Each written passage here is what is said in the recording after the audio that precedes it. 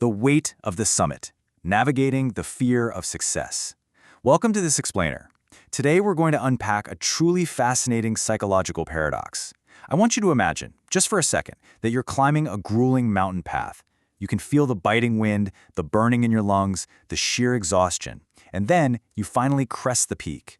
For a fleeting second, you feel this immense, overwhelming rush of pride. But then, almost inexplicably, as you look out at that vast horizon, you freeze.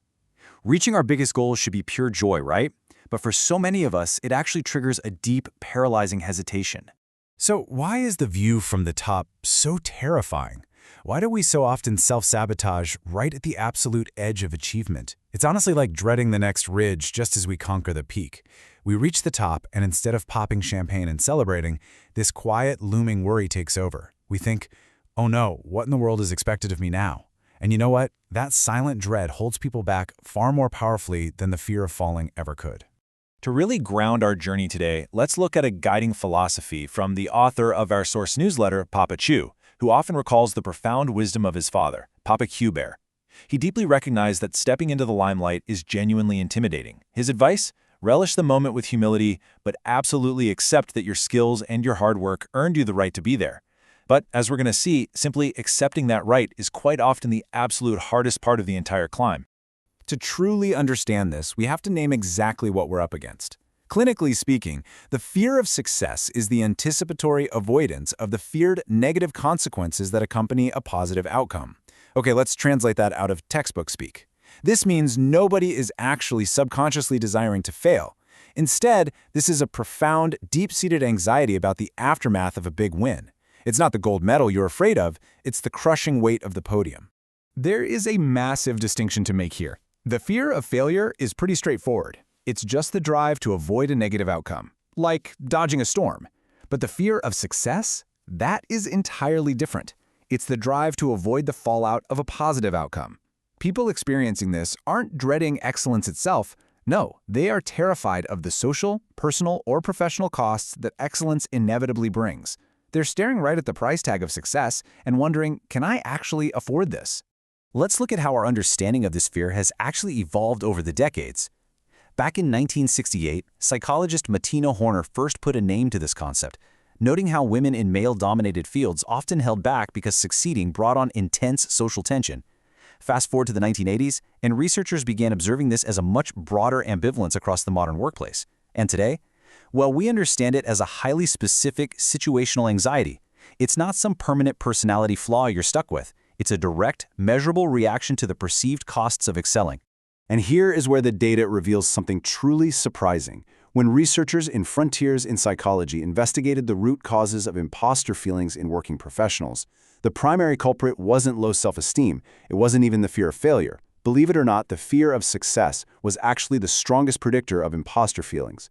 It turns out, feeling like a total fraud is often just a psychological coping mechanism to handle the immense, terrifying pressure of your own competence.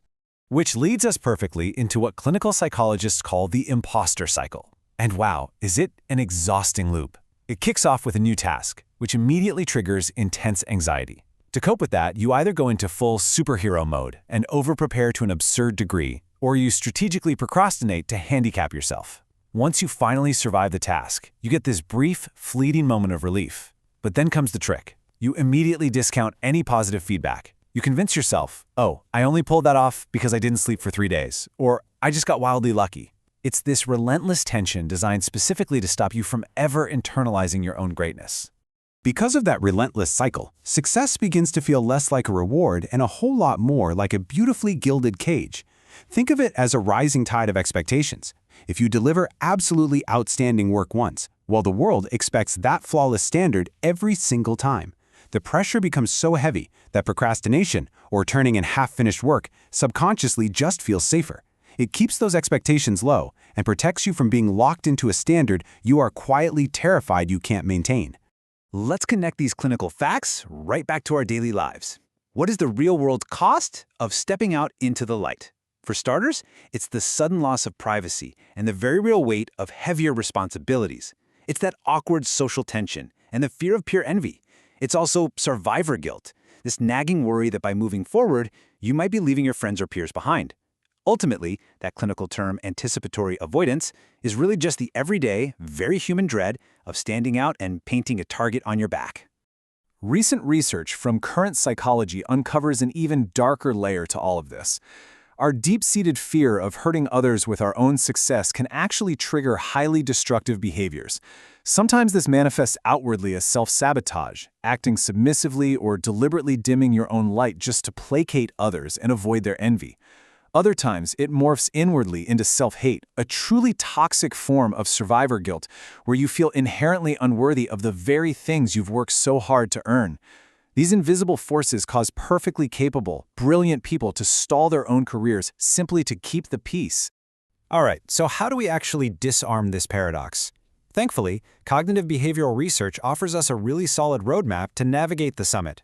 First, you have to make that vague sense of dread concrete. Name your specific feared consequence. Write it down. Second, start treating those anxious beliefs as testable predictions rather than absolute facts. Third, gradually expose yourself to the feared situation to prove to your brain that the fallout is actually totally manageable. And fourth, and this is perhaps the most crucial step of all, shift your entire focus away from self-protection and toward mentorship. Which brings us beautifully full circle to Papa Q-Bear's core wisdom, the duty of your talents. You see, success is not a looming threat. It is a profound, beautiful responsibility. When people entrust you with a team, a massive project, or a business because of your past achievements, you carry a duty to put your talent to full use. It means working through others. It means coaching and mentoring so that they too can find their own summit. When you reframe your success as a powerful tool to serve others, that paralyzing fear, it entirely loses its grip. In the end, we are all like cautious travelers standing at the edge of a breathtaking but unfamiliar road. We're constantly weighing the incredible view ahead against the safety of the path we already know. Understanding your hesitation is the vital first step. But the next step? Well, that is entirely a choice. So I leave you with this final thought. Will you step out of the shadows, truly own your hard-earned achievements, and accept the profound responsibility of your success?